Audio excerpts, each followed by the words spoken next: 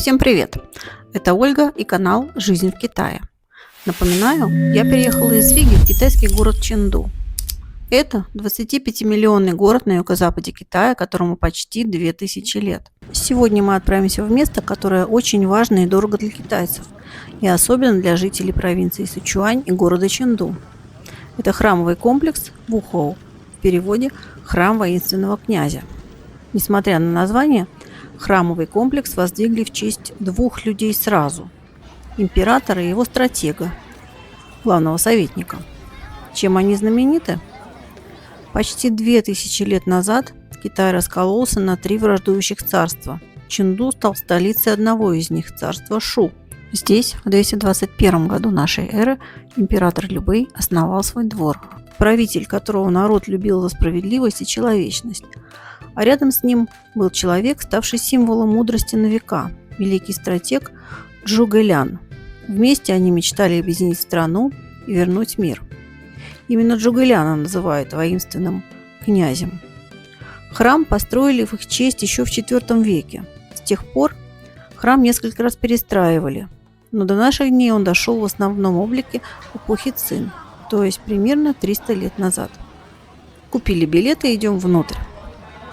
У входа в храм между главными и вторыми воротами стоят в ряд 6 стел. 4 из них рассказывают об истории строительства и реставрации храма, своего рода летопись того, как это место жило и менялось на протяжении веков.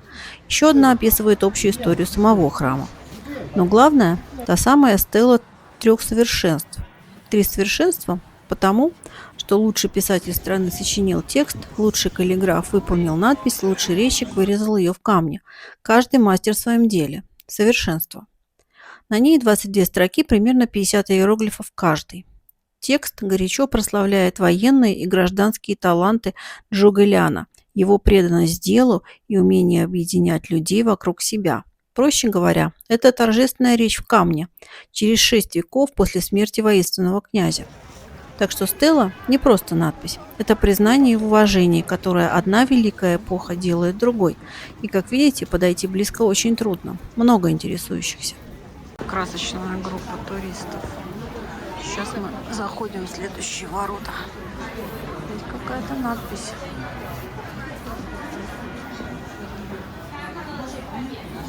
Это двор зал императора Любэя. Вон он впереди, на троне.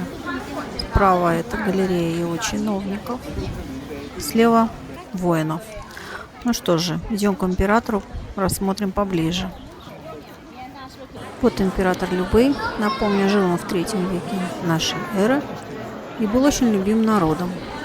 Это самая высокая скульптура в храмовом комплексе. Ее высота 3 метра, и она покрыта сусальным золотом. Справа и слева фигуры слуг. Скульптуры изготовлены в 17 веке.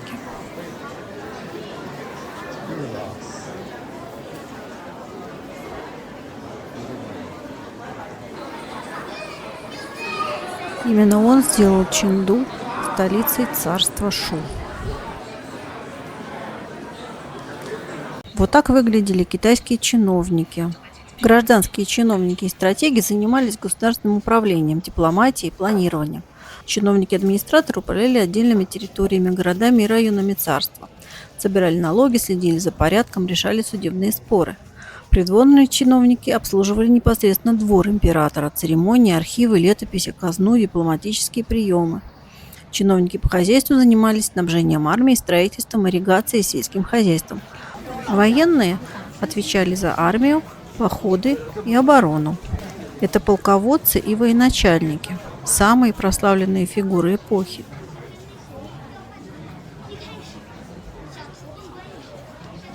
Именно они стали героями романов и легенд.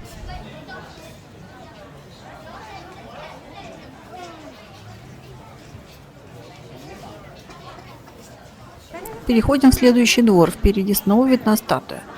Это храм великого стратега и советника императора Чжуге Ляна, воинственного князя.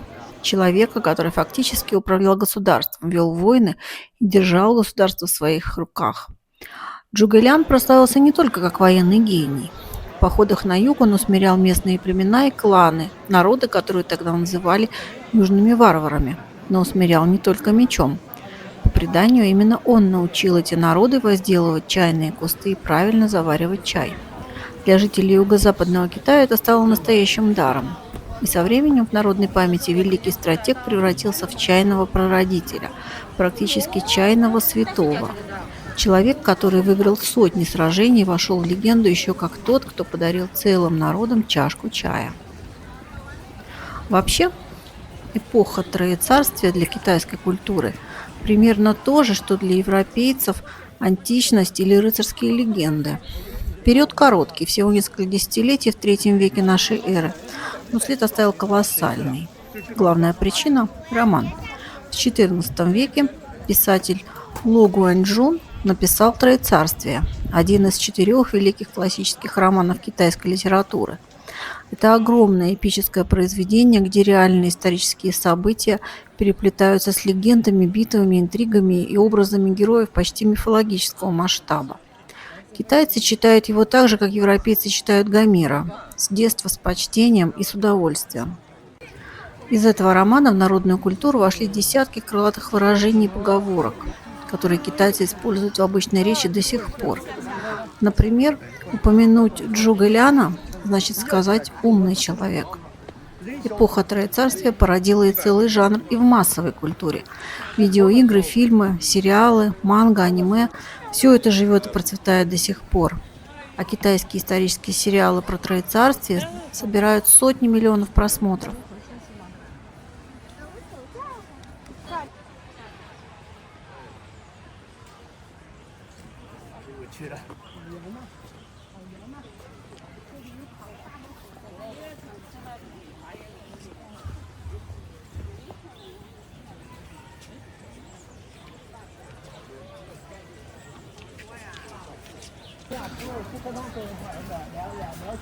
Красота какая.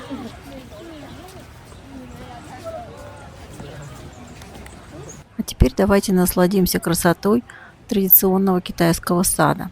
В конечной точке мы увидим мавзолей императора Любэя. Именно здесь он был похоронен в III веке нашей эры. Сад полный бонсая. Бонсаев.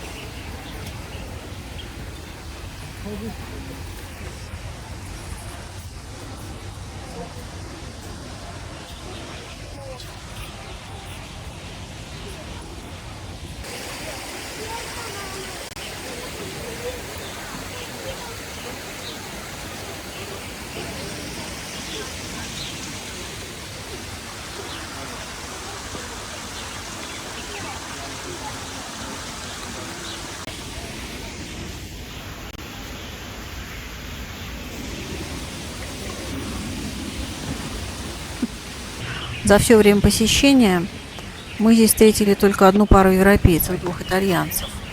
Все остальные китайцы. И музей полон народу. Не подойти к витринам.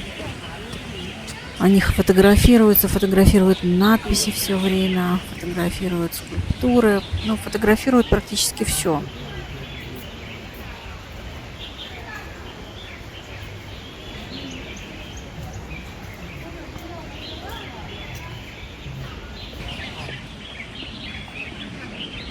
Слышите, как птицы поют?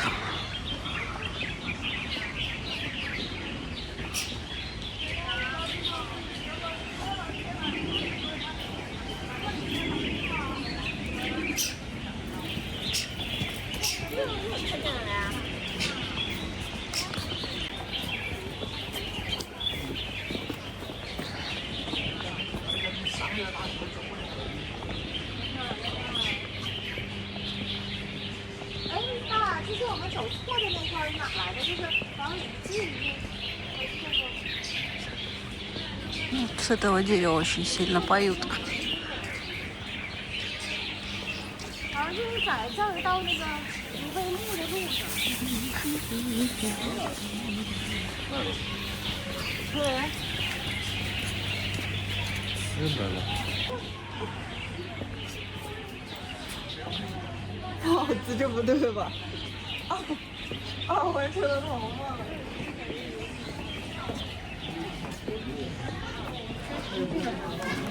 Этот холм впереди – это и есть мавзолей Любея. Его высота 12 метров, по окружности длина 180 метров. Говорят, что за всю историю он ни разу не был разграблен. Вот мы идем вдоль серой стены, которая окружает мавзолей. На самом деле воинственного князя Джугэляна в Китае почитают больше, чем императора Любея, чей мавзолей мы только что видели. Любэй умер в 223 году. Джугэлян пережил его на 12 лет и умер в 234. Все это время он служил уже сыну императора Люшаню, правителю куда менее талантливому, чем отец. По сути, именно Джугэлян держал царство на плаву и ни разу не пытался взять власть в свои руки, хотя его авторитет позволял. Он продолжал воевать, планировать походы на север, пытаться объединить Китай во имя клятвы, данной мертвому императору. Он организовал 6 северных походов, все безуспешные, силы были неравны. И он это понимал, но останавливаться не собирался. В итоге он умер прямо в военном лагере во время очередного похода, измотанный и больной. Для китайской культуры это образец абсолютной преданности и долга. Человек, который знал, что проиграет, но продолжал бороться. Не ради победы, а ради верности. Именно это и сделало его не просто историческим персонажем, а фигурой почти религиозного почитания в Китае.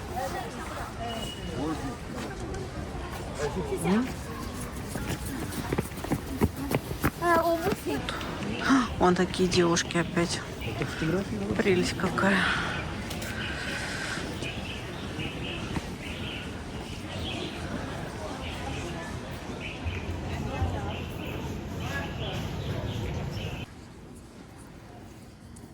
Ну все, покидаем храмовый комплекс. Кстати, вы заметили, как здесь популярны фотосессии в национальных костюмах? Очень симпатично. Из храмового комплекса мы вышли прямо на древнюю улицу Цзиньли. Ее считают самой первой улицей царства Шу, то есть времен Троецарствия. Вот здесь видна сцена, на которой проходит иногда представление Сычуаньской оперы. А далее торговая улица, на которой расположены лавки ремесленников и также закусочные.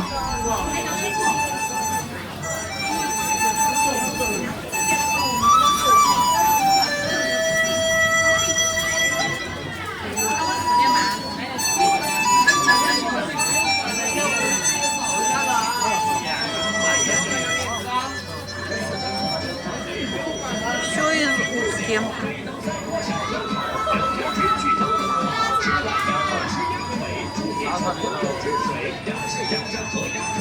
Бедные утки.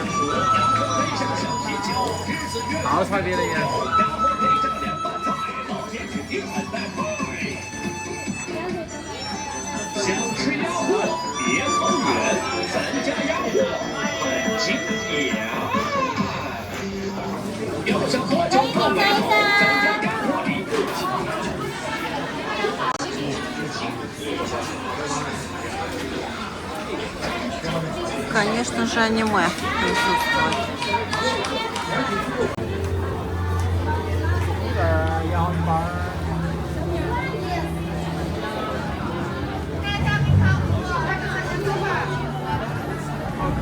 Засахаренные фрукты, ягоды.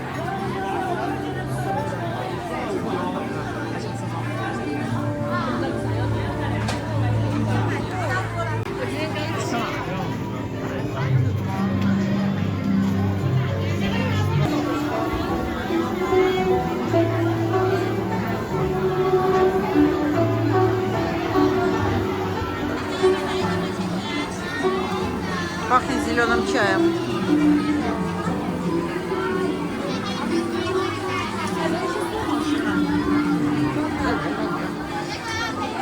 Ой, как пахнет зеленым чаем.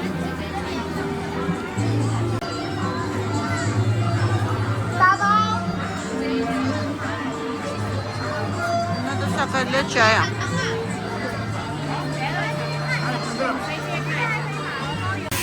Кто-то заказал себе, видимо, этот чай. Будут отправлять. Ой, сколько всяких сладостей. И тут же перец висит. Это все из риса, говорят. Всякие остренькие штучки.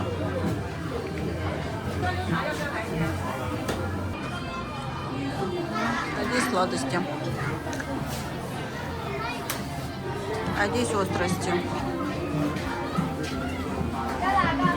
А там что-то такое. Наверное, безалкоголь.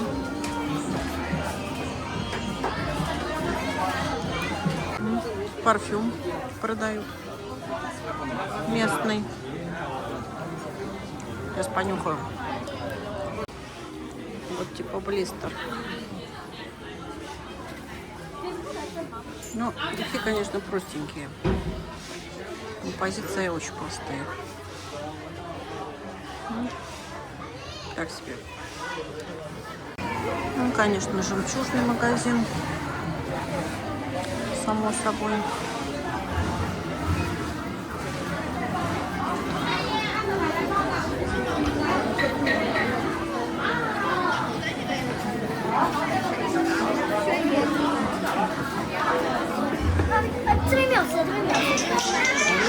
Жемчуг серебро.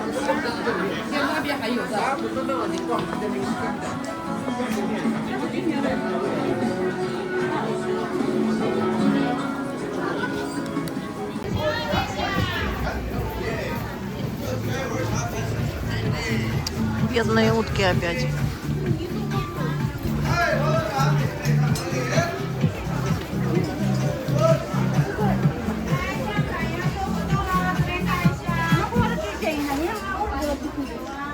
Тофу.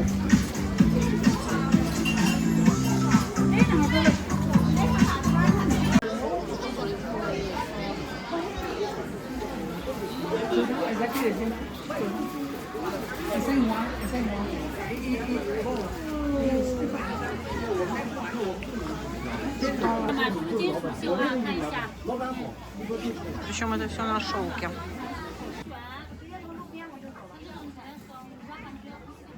Если вы когда-нибудь приедете в Ченду, я рекомендую посетить этот комплекс. Это все-таки прикосновение к истории Китая, к его традициям. И если вы досмотрели ролик до конца, то вы уже можете не брать экскурсовода. Я постаралась проверить всю информацию, отобрать и подготовить для неподготовленного слушателя. Такого, каким я была и сама до того, как сделала этот ролик. На этом наше путешествие во времена Троецарствия закончено. Если вам было интересно, то поставьте лайк и подпишитесь на канал. До новых встреч!